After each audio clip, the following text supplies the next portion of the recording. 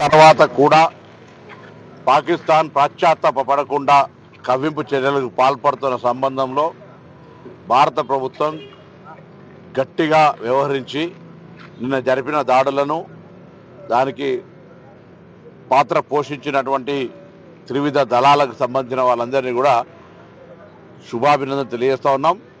రాజకీయాలు లేవు ఇవల్ల భారతదేశము సరిహద్దు అంతర్గత భద్రతకు సంబంధించి Congress party working committee Rahul Gandhi గారి నాయకత్వంలో స్పష్టంగా చెప్పినారు.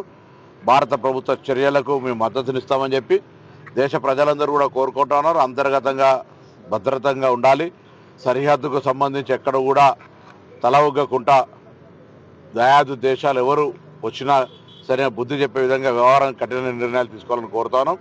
ఈరోజు తెలంగాణ ప్రజలు కూడా ఎవరు కూడా ఆందోళన చెందే అవసరం లే. గౌరవ ముఖ్యమంత్రి గారు, మంత్రులు, ప్రభుత్వము, అధికారులు, పోలీసులు అప్పటికప్పుడు ఎక్కడికక్కడ అన్ని రకాల అందుబాటులో ఉండి ఎటువంటి ఇబ్బందులు ఎటువంటి అంశాలకు సమస్య రాకుండా చూస్తూ ఉన్నారు. ఎవరైనా ఏదైనా అంశాన్ని సెన్సిటివ్ అంశాన్ని దుష్ప్రచారం చేస్తే కఠిన చర్యలు ఉంటాయని ప్రభుత్వ పక్షాన్ని తెలియజేస్తున్నాం. ముఖ్యంగా హైదరాబాద్ ఇన్ఛార్జి మంత్రిగా హైదరాబాద్కు సంబంధించినటువంటి ఎప్పటికప్పుడు పోలీస్, రెవెన్యూ తదితర అధికారులతోటి కోఆర్డినేట్ చేస్తూ ఉన్నాం. గౌరవ ముఖ్యమంత్రి గారి ఆదేశాల మేరకు ఎక్కడ కూడా హైదరాబాద్ సెన్సిటివ్ ప్లేస్ అయినప్పటికీ అంతే ఎఫెక్టివ్ పోలీసు ఉన్నారు కాబట్టి చిన్న అనుమానాస్పద అంశం వచ్చినా పోలీసుల సమాచారాన్ని చెప్పండి. మనకు మిలిటరీ కేంద్రాలు, కంటోన్మెంట్స్ ఏరియాలు ఉన్నాయి. మనమంతా కూడా వారందరికీ అండగా ఉంటూ ఒక కాన్ఫిడెన్స్ క్రియేట్ చేయాల్సిన అవసరం ఉన్నది.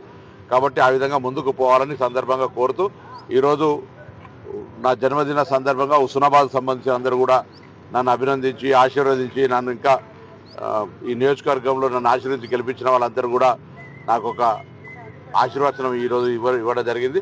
వాళ్ళందరికీ ధన్యవాదాలు. తప్పకుండా భగవంతుని ఆశీర్వచనంతో, నా నియోజకవర్గ ప్రజల ఆశీర్వచనంతో, నాయకుల యొక్క సహకారంతో నియోజకవర్గాన్ని అన్ని రంగాల్లో విద్య, వైద్య, వ్యవసాయ, పారిశ్రామిక, టూరిజంతో సహా అన్ని రకాల ఉపాధి అవకాశాలను మెరుగుపరిచే విధంగా అభివృద్ధి చేయడానికి ఆ భగవంతుడు నాకు శక్తిని ఇవ్వాలని సందర్భంగా వేడుకుంటా ఉన్నాను.